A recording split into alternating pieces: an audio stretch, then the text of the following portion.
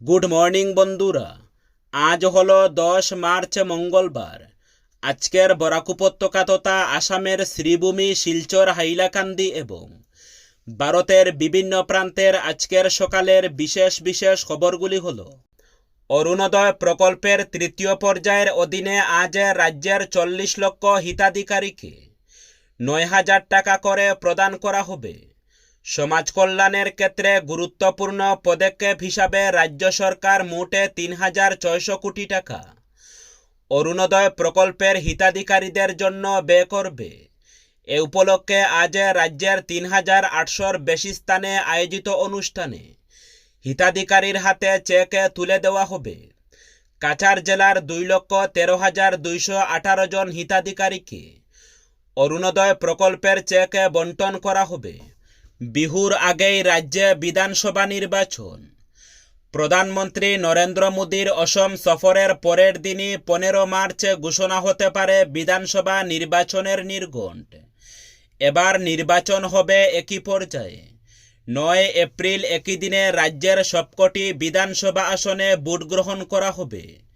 বিধানসভা নির্বাচনকে সামনে রেখে রাজ্যে প্রচারের ময়দানে ঝাঁপিয়েছে রাজনৈতিক দলগুলি।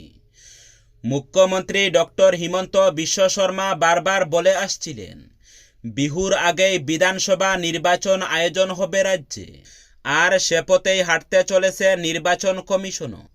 তবে 9 এপ্রিলকে ভোটের দিন নির্ধারণ করে 15 মার্চ নির্বাচনের সূচি ঘোষণা হলে রাজনৈতিক দলগুলি প্রার্থী চয়ন, মনোনয়নপত্র দাখিল সহ নির্বাচনী প্রচারের জন্য হাতে কম সময় পাবে। শাসক দল বিহুর আগে নির্বাচনের পক্ষে থাকলেও বিরোধীরা বিহুর পরে নির্বাচন আয়োজনের দাবি জানিয়েছিলেন।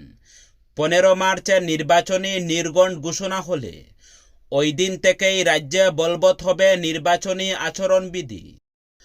পশ্চিম এশিয়ায় চলতে থাকা আমেরিকা ইরান সংঘাত 10ম দিনে পড়তেই যুদ্ধ কবে শেষ হবে তা নিয়ে আন্তর্জাতিক মহলে উদ্বেগ বাড়ছে। এই পরিস্থিতিতে আবারও মুখ খুললেন মার্কিন প্রেসিডেন্ট ডোনাল্ড ট্রাম্প। তার দাবি, ইরানের বিরুদ্ধে সামরিক অভিযান কবে থামানো হবে তা নিয়ে ইসরায়েলের প্রধানমন্ত্রী বেঞ্জামিন নেতানিয়াহুর সঙ্গে আলোচনা করেই সিদ্ধান্ত নেওয়া হবে।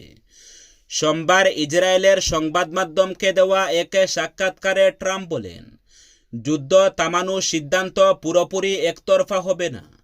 তার কথায় বিষয়টি নিয়ে ইসরায়েলের প্রধানমন্ত্রীর সঙ্গে নিয়মিত আলোচনা চলছে এবং সব দিক বিবেচনা করেই সঠিক সময়ে সিদ্ধান্ত নেওয়া হবে।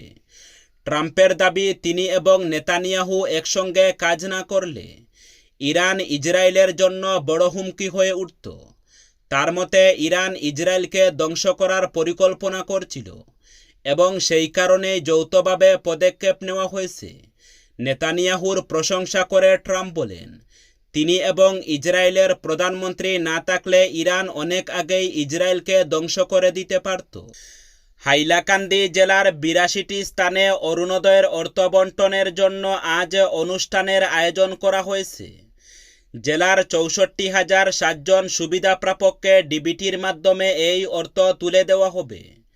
জেলার 62টি গাঁও পঞ্চায়েত এলাকায় একটি করে অনুষ্ঠান সহ হাইলাকান্দি পুরসভার 16টি স্থানে এবং লালা পুরসভার 4টি স্থানে এ উপলক্ষে আয়োজিত অনুষ্ঠানগুলিতে গুয়াহাটির খানাপাড়া থেকে রাজ্য পর্যায়ের কেন্দ্রীয় অনুষ্ঠান থেকে মুখ্যমন্ত্রীর ভাষণ বড় পর্দায় সম্প্রচার করে দেখানো হবে। উল্লেখ্য, অরুণোদয় সুবিধা প্রাপককে এককালীন 9,000 টাকার অর্থ আজ তাদের অ্যাকাউন্টে ট্রান্সফার করা হবে। অসম গণপরিষদে যোগদান করলেন সুনাইয়ের বিধায়ক করিমউদ্দিন বড়ভূঁইয়া। সোমবার আমবাড়িস্থিত মুখ্য কার্যালয়ে আনুষ্ঠানিকভাবে দলে যোগদান করলেন তিনি। দলের সভাপতি অতুল বরার উপস্থিতিতে এই যোগদান কর্মসূচি অনুষ্ঠিত হয়। অনুষ্ঠানে দলের কার্যকরী সভাপতি কেশব মহন্ত উপস্থিত ছিলেন। এদিন করিমউদ্দিন বড়ভূঁইয়া শতাধিক দলীয় কর্মী সমর্থককে সঙ্গে নিয়ে অগপয় যোগদান করেন।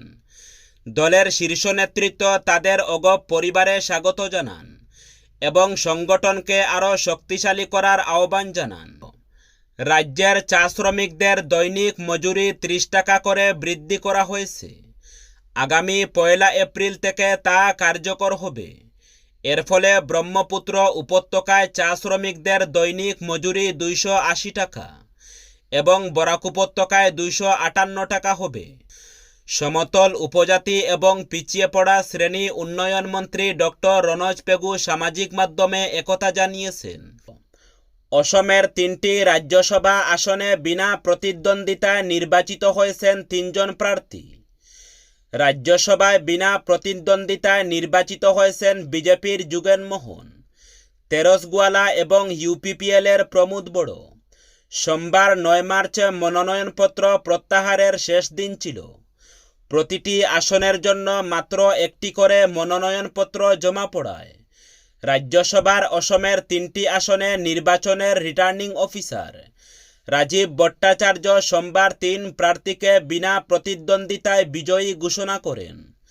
উল্লেখ্য, আগামী 16 মার্চে রাজ্যসভা নির্বাচনের জন্য নির্ধারিত ছিল।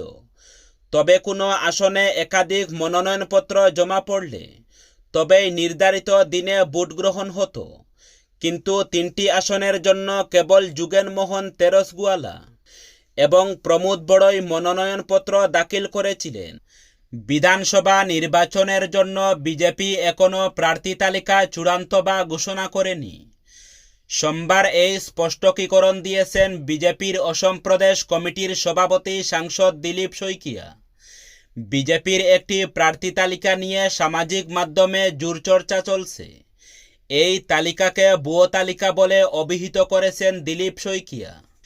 বিজেপি সভাপতি জানান, দলের রাজ্য কমিটি এখনও কেন্দ্রীয় নির্বাচন কমিটির কাছে প্রার্থী প্যানেল প্রেরণ করেনি। জোটে শরিকদের সঙ্গে আসন ভাগাভাগি চূড়ান্ত হয়েছে। প্রস্তাব অনুমোদনের জন্য পাঠানো হয়েছে কেন্দ্রীয় নির্বাচন কমিটির কাছে। কেন্দ্রীয় কমিটি অনুমোদন করলে এরপর তা জনসমক্ষে প্রকাশ করা হবে। পশ্চিম এশিয়ায় ক্রমবর্ধমান সংঘাত দীর্ঘদিন ধরে চললে তার প্রভাব পড়তে পারে গোটা বিশ্বের অর্থনীতিতে। বিশেষ করে জ্বালানি তেলের দাম দীর্ঘ সময় ধরে বেশি থাকলে বিশ্বজুড়ে মুদ্রাস্ফীতি আরও বাড়ার আশঙ্কা রয়েছে। এমনই সতর্কবার্তা দিয়েছে আন্তর্জাতিক মুদ্রা তহবিল। সোমবার সংস্থাটির ম্যানেজিং ডিরেক্টর ক্রিস্টালিনা জর্জিয়েভা জানান, পশ্চিম এশিয়ার বর্তমান সংঘাত বিশ্ব অর্থনীতির স্থিতিশীলতাকে নতুন করে পরীক্ষার মুখে ফেলেছে।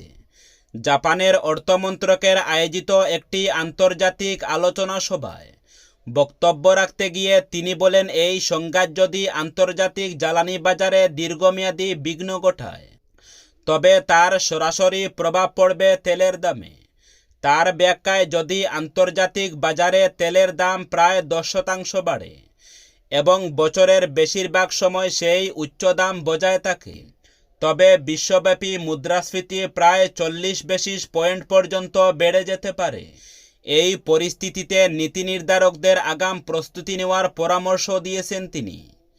জর্জিয়েভার কথায়, নতুন বৈশ্বিক পরিস্থিতিতে সম্ভাব্য সব ধরনের ঝুঁকির কথাই মাথায় রেখে প্রস্তুত থাকতে হবে।